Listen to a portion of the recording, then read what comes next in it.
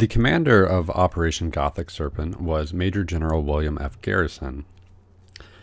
He has a degree in business administration and MBA as well. Garrison was drafted into the U.S. Army in 1966 and served until 1996. He participated in the Phoenix program in Vietnam, which was headed by the CIA and aimed at converting or killing the leaders of the Viet Cong. Garrison was later awarded a Bronze Star and a Purple Heart for wounds received in combat during the Vietnam conflict. He commanded Delta Force from 1985 to 1989. In the Battle of Mogadishu, he was the commander of Task Force Ranger. During that battle, Garrison kept true to the leave no man behind creed of the Rangers, which was responsible for the many efforts of trying to rescue all the downed pilots of the Black Hawk helicopters and get everyone out safely. He was the youngest officer to hold the ranks of Colonel, Brigadier General, and Major General. After the battle, he took full responsibility for all the successes and failures during the Battle of the Black Sea, which ultimately ended his career. It's rumored that he was later in charge of the assistance force that brought down the drug lord Pablo Escobar. He was extremely well regarded by his men, and Garrison was considered very straightforward and had a no-nonsense leadership style. In 1996, when Mohamed Farrah Aidid died, Major General William F. Garrison retired. Chief Warrant Officer Clifton Elvis P. Wolcott was a pilot for the 160th SOAR Night Stalkers. After the battle, he was 36 and died October 3, 1993, the day of the battle. Clifton Wolcott was born January 20, 1957.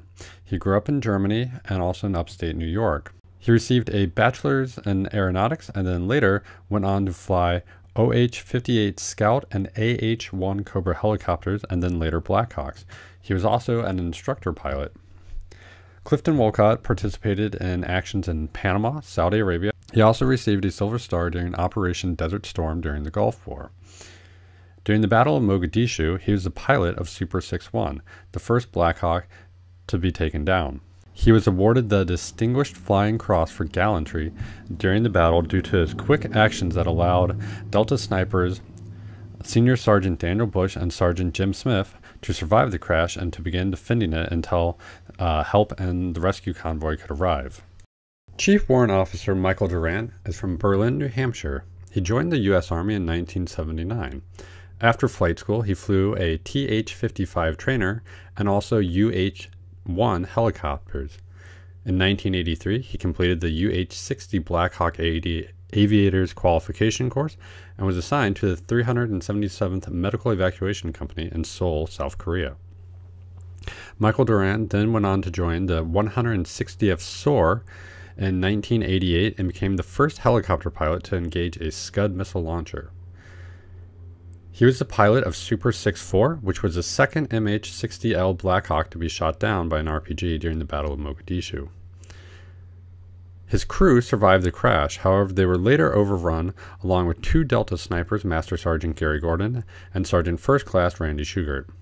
Durant was then captured and later given to the Aidid militia. He was kept by Aidid's propaganda minister Abdullahi Farimbi Hassan.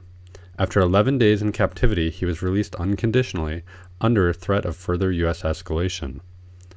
During this time, he wrote a letter with the letters NSDQ at the bottom. Fearing it could be a code, the Red Cross scratched it out before delivering the message. The meaning was, Night Stalkers don't quit. After the battle, Chief Warrant Officer Durant continued to fly with the 160th SOAR until 2001.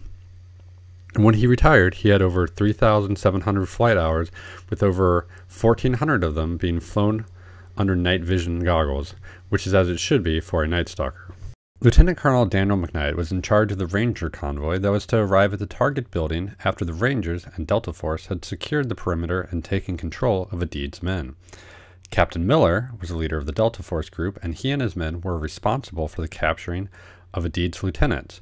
Other Delta operators were functioning as snipers in the circling Blackhawks. Captain Steele was in charge of the Ranger ground forces that were securing the perimeter of the target building near the Olympic Hotel. After Super 6-1, the first Black Hawk to be taken down, crashed, he led his men to the east to secure the crash site along with Captain Miller's team of D-Boys.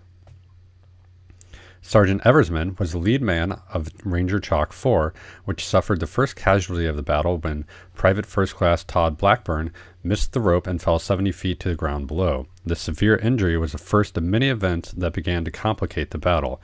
Sergeant Eversman and his men successfully defended themselves for 18 hours in the heart of Aidid's power, in the area near the Bakara Market known as the Black Sea. The other notable figures surrounding the battle were the UN Secretary General Boutros Ghali, who was the former Egyptian foreign minister and the one who approved the initial U.S.-led mission by President George H. Bush under the name Operation Restore Hope. The first overall commander of U.S. and UN forces in Somalia was United States Marine Corps Lieutenant General Johnston, whose role was to provide security for the humanitarian efforts being undertaken in the country. As UNITAF transitioned into a stronger military action, the leadership switched to Lieutenant General Çevik Bir of Turkey and the UN commander in country. Washington retained control of American forces and a split command structure emerged. The overall commander throughout this period was General Hoare. He was a CENTCOM commander over all American forces. Next is Major General Montgomery, who reported to General Hoare, but he was also the deputy to Lieutenant General Çevik Bir. General Montgomery was in charge of the QRF, or Quick Response Force, which was made up by the 10th Mountain Division. It is important to note here that General Garrison of Task Force Ranger had an entirely independent and separate chain of command. The split commands of these forces would create problems later on in regards to coordination and readiness. The UN forces that participated in the Battle of Mogadishu consisted of Malaysian and Pakistani regiments. The head of the UN forces was U.S. Navy Admiral Jonathan Howell. During the battle, the UN forces assisted in the rescue convoy by providing APCs and tanks. The UN forces were spread around the city and located at the Newport, a large compound to the northwest of the city, and at the Mogadishu Stadium to the northeast. The impetus for the October 3rd raid was the ambushing and killing of 24 Pakistani soldiers. The man held responsible was Mohamed Farrah Aidid. The Bell AH-1 Cobra is a two-blade single-engine attack helicopter. It is also known as the Huey Cobra or Snake. It has been an integral part of the U.S. Army's helicopter force, but it has since been replaced by the AH-64 Apache helicopter. Other militaries around the world still use the Cobra, and it has also been converted for fighting forest fires. The U.S. Forest Service refers to their program as the Firewatch Cobra. The maximum speed of the Cobra is 171 miles an hour, and its range is 310 nautical miles. It is very quick and agile, and it can be fitted with miniguns, M129 grenade launchers, and rockets. Also, you can put on 20mm rotary cannons and tow missiles. During the battle, the Cobras were operated by the U.S. Army's 10th Mounted Division. The Boeing AH and MH-6 Little Birds are light helicopter gunships that are deadly quick and extremely agile. It is nicknamed the Killer Egg and are used by the Special Forces in the U.S. Army. It has a 6-blade rotor system and is able to fly at 175 miles an hour and with a range of 232 nautical miles. The Little Bird can be fitted with a variety of chain guns, miniguns, machine guns, and grenade launchers. It is also able to support rockets and anti-tank Hellfire missiles. Against airborne targets, it is able to equip FIM-92 Stingers.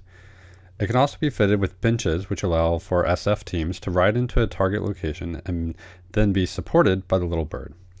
During the battle, the Little Birds brought in the Delta operators and then later were instrumental in holding back the Somali crowds through constant strafing runs. The 160th SOAR operated the Little Birds. In a moment, you can watch one of the M134 miniguns firing. They can fire between 2,000 to 4,000 rounds per minute or 33 to 66 rounds per second.